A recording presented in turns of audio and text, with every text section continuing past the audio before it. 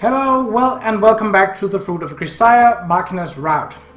Last time, dealing with the aftermath of the car bombing in the local city, Yuuji decides to train Makina in some anti-explosive training, how to get least hurt by an explosion, if at all possible. And Michiru, of course, ended up as being the bullied victim once again. Before we go ahead, I will warn that things are likely to get rather grim during this episode, and pretty much any episode forward from this point. So now that that warning is out there, if you are prone to melancholy and are easily emotionally touched by stories, you might want to rethink this one. But just so it's out there, here's the warning now. Let's continue. The next morning I wake up drenched in sweat. Not that anything was out of the ordinary, just the usual nightmare. As planned, I woke up 2:30 to check up on Makina. The girl was still out like a light, drooling onto an already filthy pillow. All well and good. But when I tried to go back to sleep, I found my nerves were badly on edge. Although I kept my eyes shut and turned around in my sleeping bag many times, I couldn't manage to get much rest. When I did nod off into a light slumber, I'd spend maybe 15 minutes in the nightmare, then jerk awake again. The pattern played out again and again straight through to morning. Just how long will it take before I can forget that day? The memory is glued in place, never fading no matter how many years pass. I can still remember that dull sensation of the weapon against my palm. As I wipe beads of sticky sweat from my forehead with the back of my hand, my half-open eyelids twitch at the touch of summer sunlight. The light pouring in through the window is already intense, suggesting another blazing hot day to come. Oh, this is no good. My harsh breathing just doesn't want to settle down. I can't get back into my normal rhythm. This heavy, irritating feeling, as though I've got some malevolent spirit squatting on my back, lingers on and on. Suddenly realizing my throat's painfully dry, I force my leaden body off the ground and crawl out of my sleeping bag. I pour myself a glass of tap water from the kitchen sink, and then another and another. I can't stop sweating. No matter how many times I wipe the salty liquid off my face, the beads keep trickling down. In the moment I realize they're actually tears, I sense someone gazing at me. No, Papa, what's wrong? Nothing's wrong. No doubt woken by the sound of the gushing faucet, Makina is sitting up in bed. Her eyes are still bleary with sleep, but her gaze is focused intently on me. Are you crying? It's nothing. I'm just sweating.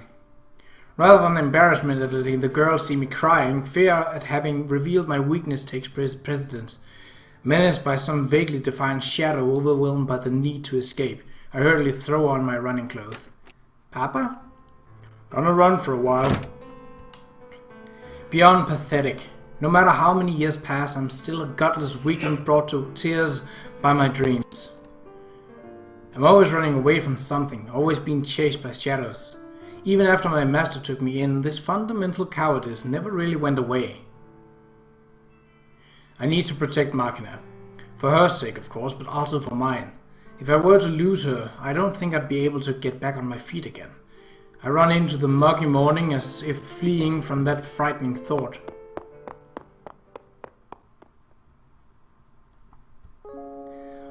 Makina, are you really all right with this? No, I want you to take it from me. Very well. Papa will now rob you of your virginity. Rob it real good, man. Here we go. Owie! Stop! Hold on a second. This is freaking ridiculous, you know? I'm not done yet, you know. This ain't happening. No way. No how. Any more than this, and you're just gonna rip me apart, okay? Sorry, but I'm throwing in the towel for the day. Let me explain something to you, Makina. When a man sets his mind on something, he can't just casually reverse the course halfway through, you understand? Well, I get where you're coming from, but... Okay then, let's get back to it. No! You're tearing me apart! Makina, wasn't that a figure of speech? It seems you're literally tearing. I done been torn clean apart, just like a bag of chips. And having been ripped apart, Makina. Done, split into two! Oh, they even did that down there. Oh, something like that. She gets divided into Makina A and Makina B. What is wrong with you, woman? When I returned from my run, I found Amanda waiting for me in the lounge. From what she tells me, it seems Makina has been acting strangely. Early this morning, the girl visited Amanda's room with a somewhat discouraged look on her face and proceeded to sit around sighing heavily. Amanda tried to talk to her, but she answered only in vague grunts and monosyllables. Speculating that things hadn't gone well in bed last night, Amanda searched for appropriate words of comfort. But when she looked back after taking her eyes off the girl for a brief moment, it seems that Makina had begun vigorously kneading wheat flour dough in the kitchen, cheerfully singing an incomprehensible mystery song to herself. Puzzled at this rapid improvement in her mood, Amanda shrugged and went off to take a shower. And when she returned, this time she found Makina curled up in a corner of her room with her head in her hands, groaning miserably. Faced with these absurdly dramatic and seemingly random mood swings, Amanda arrived at a bold hypothesis. There are actually two Makinas. Figured it must be that sort of a trick. Alright, Amanda, first off, let's think this over rationally. Who would this trick be trying to deceive, and to what end? Well, it's not like I was really being serious, you know. I'm just a little curious if something happened last night. Nothing worth mentioning. I do have a rough idea as to the root cause of Makina's casual, unusual behavior. The girls had a heavy problem fall onto her out of nowhere, and it's not something she can carelessly discuss with her friends, but moping around in silence would only attract concern, making her feel even more awkward and miserable. So she forced herself to smile and sing in an attempt to lighten the mood, but soon enough some careless thought abruptly reminded her of her worries. And once again, Makina ended up with her head in her hands, sighing and groaning over the problems she can't possibly resolve on her own. The one and only person she can really talk to about all of this is me. Seeing tears on my face this morning must have worsened her emotional turmoil. Rather than running off in an inept attempt at hiding what happened, I should have sat down and talked to the girl. Honestly, looking back on it now, I regret that choice. So then, were the two of you in fact able to successfully engage in sexual relations last night? Well, hello to you too. I mean, why are you even here? I heard from Amanda-san last night that you and Maki-chan were begin sharing a bed.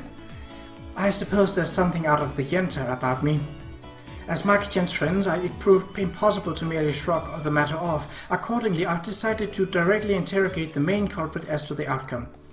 Look, I don't know how many times I have to say this, but I didn't do anything I need to feel guilty about. Makina came to my room, slept in my bed, I slept on the floor. That's it. Nothing else happened. Clear enough for you? Ah, so that's why Makina's kind of down today. What a letdown. I am disappointed in you, Kasami-san. Sorry, why? Listen carefully, Yuuji. When a girl stays over in a man's room, she's as good as saying, do me now. I really don't think that's universal law. Personally, I've heard plenty of stories about women crashing at a male friend's place after missing the last train home, then awkwardly shooting the guy down when he tries to make a move.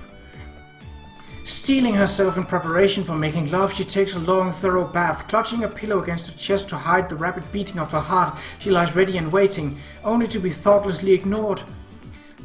At this rate, Maki-chan's pride as a woman would be reduced to tatters. Okay, but what exactly are you telling me to do here? Makina is baking some bread in my room right now. How about you sneak up and hug her from behind, then whisper, Makina, I want you, in her ear. Should be good enough. But look, what if she just shakes me off and yells, cut it out, or something? Now I'm the one nursing the bruised ego. Sulky women are troublesome beyond measure. The representative director of the Troublesome Women's Society, Madame J.B., is a prototypical example. Not only will she shriek, cut it out, when you try to make amends, if you actually stop, she'll get even angrier. It's truly incomprehensible. For all your posturing about being a grown-up, in the end you're just a little boy too. You're completely clueless, Yuuji. Just what I needed, another pain in the ass. Listen up, when a Thunderer says stop, it means go, understand? If she yells don't push me, that's your cue to push her. That's the Thunderer. Isn't that less of a tsundere and more of a slapstick comedian? In the first place, Makina is not exactly a tsundere, right? In any case, even if she say no, deep down she is going, "Come at me harder, pin me down as I struggle and scream." Got it? Well, sort of, I guess. Maybe. Another early morning gathering, I see. And what are you people plotting this time? We're not really plotting anything, you know. It just, even though Makina stayed the night in Yuuji's room, he's saying nothing happened. So we started talking about if he was just lying, and if there really wasn't anything, then why not, or something like that, I guess. Kasami-kun? Yes? Although you possess an easily misunderstood personality and a tendency to make rather extreme jokes with a straight face, I don't believe you're a dishonest man at heart. While it might not always be obvious, I view you as a relatively sensible individual. So I'm going to ask you to tell me the honest truth. Did you sleep with Qa'Rajh-san? Like I said, I didn't touch the girl. How many times do you people expect me to explain this? Ah, you're so damn noisy, all of you. Don't start squawking all at once. Sorry to keep you waiting. I baked the buns. Why is everyone getting up out here? Don't ask me. Too much damn time on their hands, the lot of them. What? I don't really get it, but whatever. Hey everybody, wanna try some buns? Behold my long-awaited new work, the M812. The M8I2. M8I2? Indeed, the M is a general classification indicating this here's a melon bun. The 8 means that it's my 8 pastry product. The I stands for the manufacturer, Irisu. And the 2 at the ends means this is version 2.0. In other words, this sucker's received 2 big revisions since the beta test. Now new and improved. They just look like normal melon buns. What's so improved about them? Dough swells up when you bake it, right? So I tried making little waves of pie crust with a pastry cutter, then inserting it between the outside cookie dough and the bready base. Keep them separate, like. I wanted to emphasize the crunchy crunch feel when you bite inside, arguably the very heart of the melon bun experience. Sort of like the wing of an airplane, structurally speaking. Indeed, that was gave me the idea. This sucker modeled after the wing of an H-8K flying boat. No kidding. You've clearly put some thought into this. Well, how about you try some? It's pretty freaking good. I see. That layer of air between the surface and the main body really does emphasize the crispiness of the cookie dough. Not half bad. I know, right? Come on, everybody else, try some too. I want to hear his thoughts. Okay, let's see here. Ah, you're right. This really is different. It's a light and airy, but kind of crunchy. I think I might actually like this. And it's a little hollow too. Doesn't feel like there's much there, though, you know? True, but it might be quite tasty warmed up with some ice cream on top. Looks like reaching a more satisfying density is needed the next problem to address. Gotta get cracking on that M8I3. What? You already got the next edition planned out? Indeed, this time I want to make a tic-tac-toe pattern between the bread and the cookie dough, then fill the space up with cream like an integral tech. So we're switching from the flying boat to the flying cigar, huh? The instant you take a bite, fresh cream comes splurting out from all sides. I name it one bite overflow. This sucker's gonna sell. Won't be that easy to eat, but it'll sell. Not sure if I follow the logic here, but a passion for experimentation is a good thing. In a society defined by abundant plenty, something that's tasty but tricky to eat might distinguish itself as a higher class precisely because of the slight inconvenience involved. The girl might not be too far off conceptually. That's all well and good, but at this point Amanda takes the conversation down a troubling new path. So this has been bugging me for a while, but why is this melon bun round?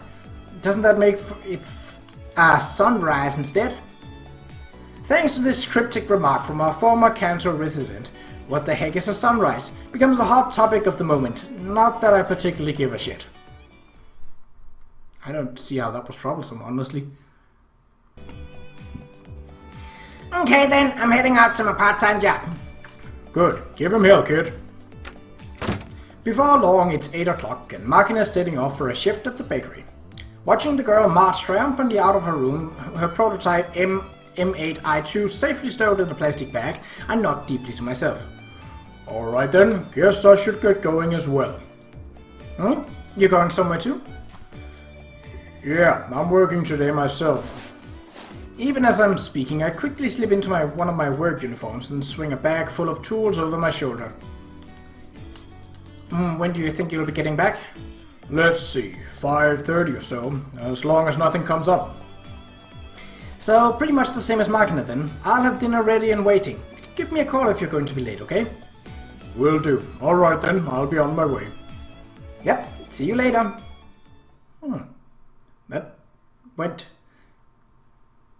That went rather smoothly considering the interactions between Amane and Yuuji so far. Suppose this still qualifies as a part-time job, but it's different from the normal routine. Today, I'm working as Makina's bodyguard. I received a full 70 million in advance payment on this one, so I can't exactly treat it like a game. That sort of money warrants a serious approach and a professional attitude. Stepping out of the school gate, I casually turn my head to glance in the direction of the shopping district, immediately spotting Makina in the distance. After confirming that there aren't any suspicious cars stopped in the area, I start walking after her on the opposite side of the street. There'd hardly be any point to tagging right along after the girl, easier and less conspicuous just to walk her down to the station in the first place, but I do have my reason for taking a more furtive approach. First of all, I don't want Makina to be aware that I'm guarding her. If she knows I'm protecting her, that knowledge will start to influence her actions in revealing ways.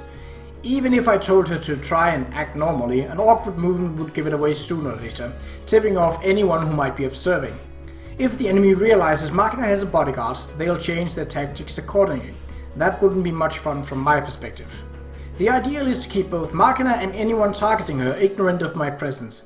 Before long, after following her from a good distance for a while, I begin cutting quickly through the side streets to get ahead of her. If I was targeting Makina, I'd spend 7 days at the very least on observation, trying to get a solid grasp for her daily patterns of behavior. Before making any attempt, I'd compile the most detailed possible data I could on her walking speed, route, and typical itinerary. Sniper, kidnapper, whatever, any pro would do the same. In fact, I spent some time this morning putting myself in the shoes of an assassin, narrowing down some potential sniping points. I devised and evaluated a few plausible spots, simulating attempts at shooting Makina on her way to and from the bakery. But as a target, the girl's generally troublesome. First of all, she's a shrimp, makes for a smaller target more easily obstructed. Secondly, her actions are frequently hard to anticipate. If the girl comes across some hostess out walking a cute little doggy, she'll without a doubt stop dead and hold a lengthy conversation with the animal. On top of it all, there's that fundamentally whimsical personality. If she needs to make 3 turns to her destination, she'll randomly change the road she uses, so it's hard to nail down an exact route. Taking all those negatives into account, there are 2 spots that seem potentially effective. I take out a hand-drawn map from the pocket of my school uniform.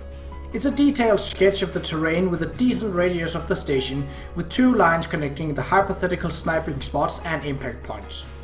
The first potentially effective choice is a shot from on top of the pedestrian bridge over the East Beach Line rail track, which provides a good view of the main shopping district area.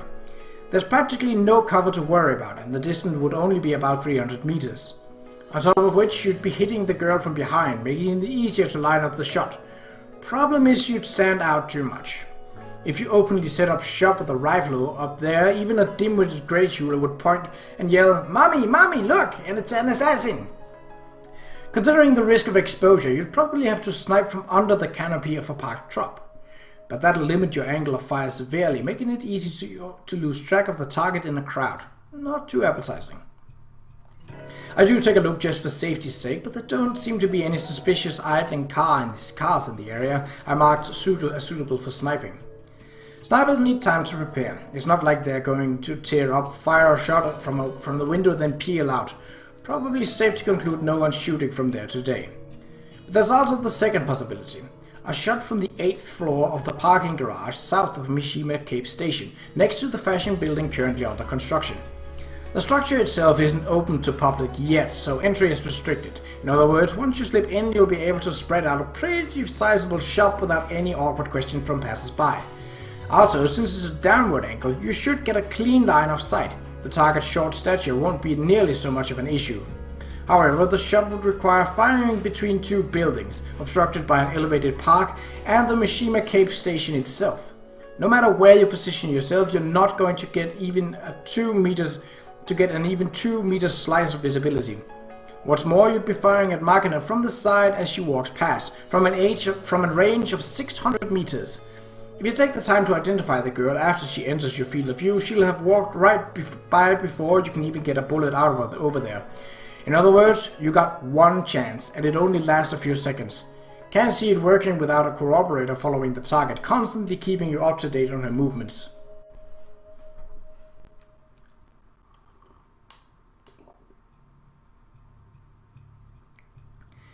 Stopping just before an intersection that connects my side of the street to the main road, I peer down at the map in my hand, play-acting a blue-collar worker new to the area. And while glancing around as if to search for landmarks, I spot Makina approaching from the left. Keeping the brim of my plain worksman cap low over my eyes, I proceed to gaze in her general direction, not focusing on anything in particular. When you start deliberately darting your eyes around looking for suspicious people, you tend to get a tunnel vision, actually ending up missing more than you would otherwise. On the other hand, when you take in the scene as a whole like you're approaching a work of art, people moving in unusual ways will stand out as if painted in vivid hues. Right now, we're near the very tail end of the morning rush to work. There aren't many people out in the streets. Among the sparse crowd, one man quickly catches my eyes. He's strolling along behind Makina, shooting her regular glances while putting on a great show of casually looking around the area. Complete amateur any way you look at him. The tale's comically awful. I've seen love-struck middle schoolers stalking their crushes with more subtlety.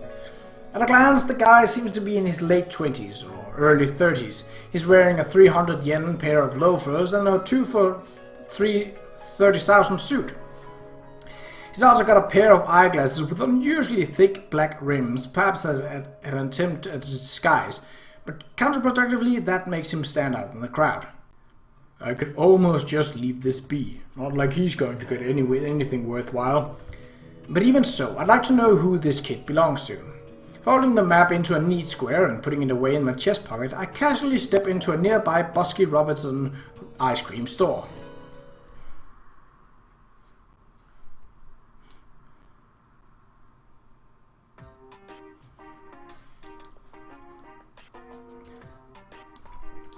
August 12th, 8:15 AM. Beginning surveillance of the target. Recorder Ihara Naoyuki. Muttering into the mic of the IC recorder set up inside the pocket of his jacket, Ihara followed the girl from behind with his eyes. What crying out loud, why did it turn out like this? It had to have been a year and a half since Ihara resigned his previous position in a security company and took a job at the IGS detective agency through a friend's recommendation.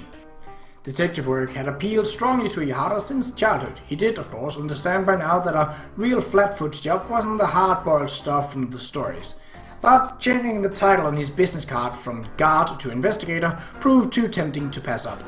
However, even after 3 long months of training, he was relegated to sorting new raw material, processing documents, and other desk work.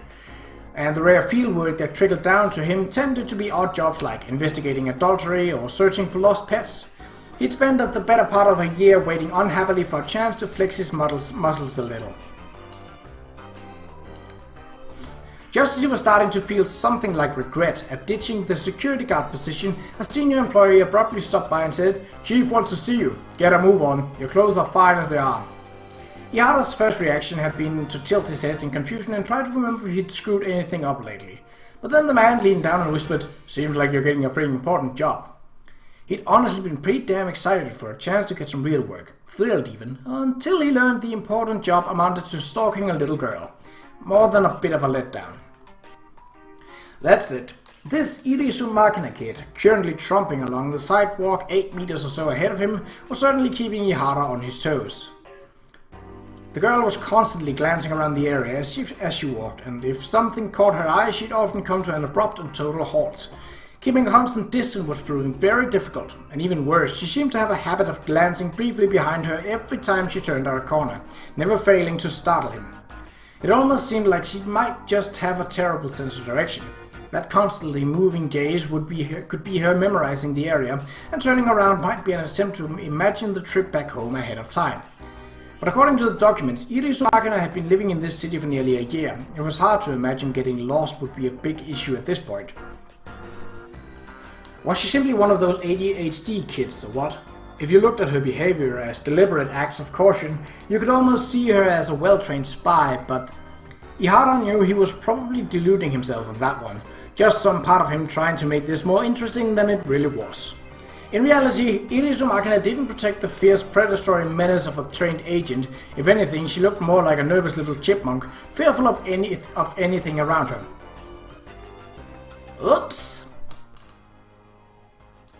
The girl had come to a sudden stop. She seemed to be peering into the LCD screen of a small electronic toy tied to her belt.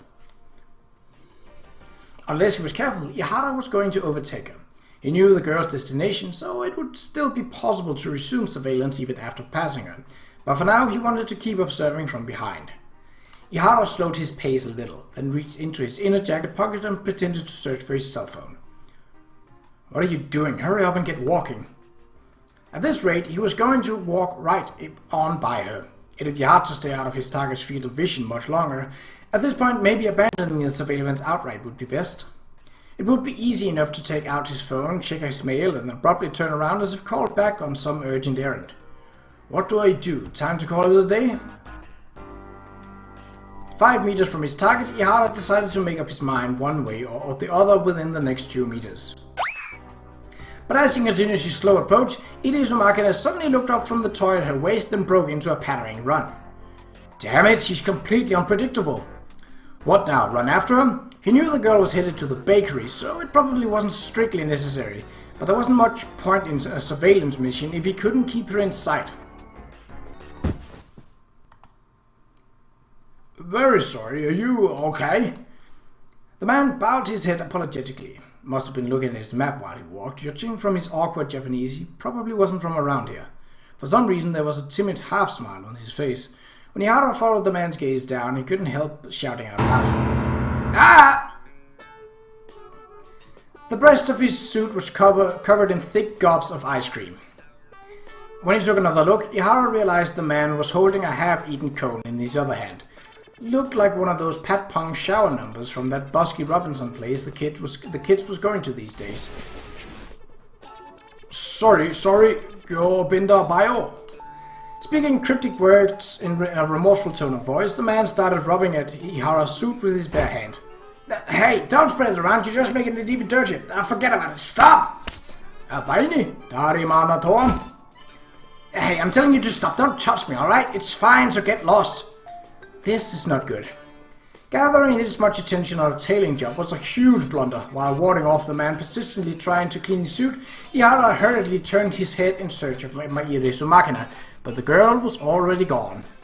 At least he hadn't been outright discovered by the subject of his surveillance, but continuing to tail her after this would be very difficult. It'd probably be best to withdraw for the moment, then resume shadowing the girl after she finished a part-time job. Will you get lost already? Are you some kind of illegal or what? The man visibly flinched at the word illegal. Finally abandoning his inept attempt at brushing off Qa'Rajh's clothing, he pulled his cap down even lower on his eyes. Yash! And with this parting remark, the man in the work uniform beat a hasty retreat. What's with that guy? Whatever the case, things just hadn't worked out today. Qa'Rajh reached inside his jacket to switch off his IC recorder, and in the next instant he let out another reflexive shout. Ah! The slim missile recorder that had been in his interior jacket pocket was gone.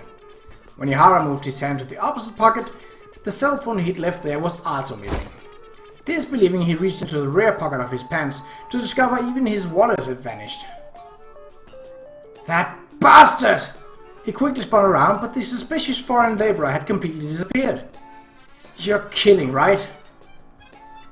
Naoki Qa'Rajh fought a powerful urge to lie down on the sidewalk and curl up into a ball. Die,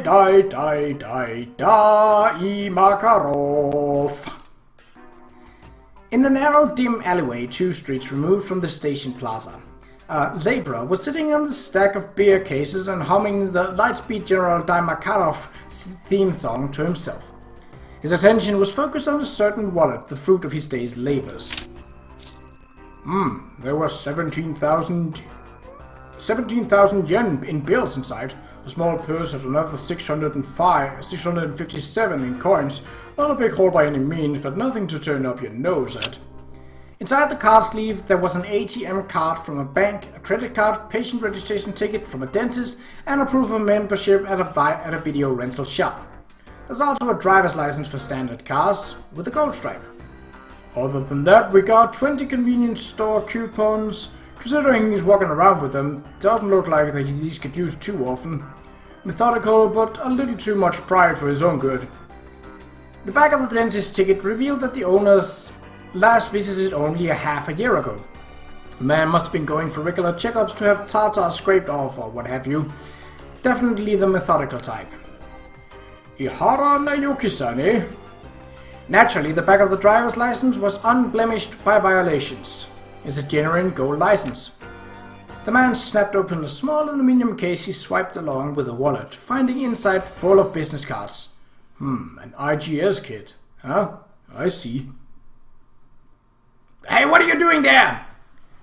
The man in the work uniform knew that voice all too well, and this wasn't his first time he'd been rendered half blind by that overly bright flashlight either. Softly clicking his tongue, he got to his feet. Oh, come on, you again, Kasami-san, when you cut me a break here already? It's not like I did anything this time, you know. So, what's with the getup? Finally kicked out of school and entering the working world? I'm a working student. This is the uniform for my part-time job. Something smells about this. What are you doing back there? Not much. Happened to find a wallet over here, so I was looking it over to see if I could return it to its owner. Really now? You didn't just snatch that, did you? Come on, I'm being a good Samaritan here, you know. Here, this is the wallet. Alright, looks like the money's still inside. Didn't pocket any for yourself, did you? I'm not desperate enough to steal other people's money. I work for my food, as you can see. I see. Yeah, just a joke. Sorry. More importantly, seemed like the owner had some business cards in there. There they are. Let's see here. IGS Detective Agency, Investigator Ihara Naoki, huh? A detective, huh? Guessing from the contents of his wallet, it doesn't seem like that lucrative a profession. What? You looked inside? Well, yeah, of course. That a crime now? No, not really, but... IGS Detective Company, eh? The Isuka General Security, private investigative agency, right? Wasn't that Isuka Satoru guy who runs it at Sakura Damon Alum? You're well informed. The name's pretty famous, that's all.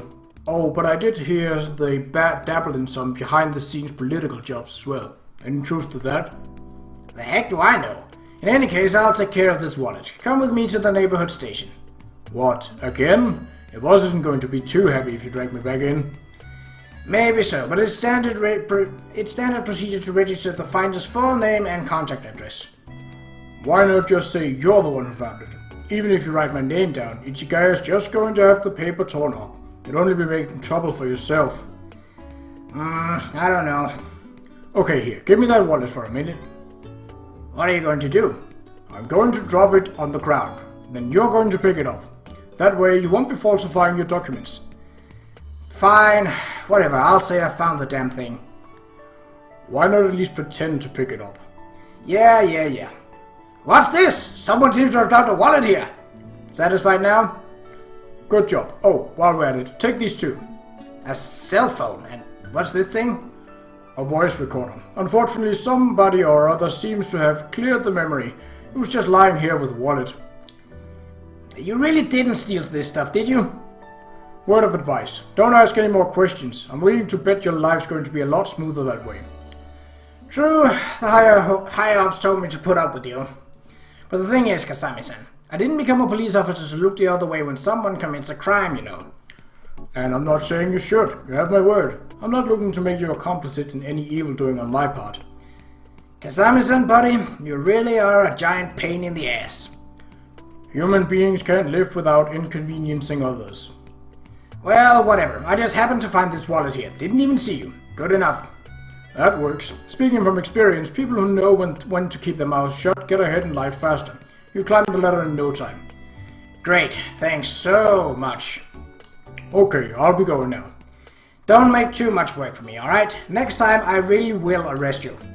I'll watch my step. Starving highway robbers in war-torn countries will murder people for a single can of food. Comparatively speaking, a filched warrant is hardly worth whining about, right? Not that I'm dumb enough to voice that thought. When people are raised in different environments, they'll naturally look at the exact same things in different ways. But I'm not complaining. A peaceful way of life, not seeing things best left unseen, ignorant of facts best left unknown, needs to be supported from the shadows. And that's the one and only reason anyone would bother keeping trash like me around. And that's it for this episode. So, considering all that had happened first and before, and likely will happen later on, this was a relatively tame episode. But you can't be too sure, and I'd rather warn once too many than once too few. So, until the next one, take care.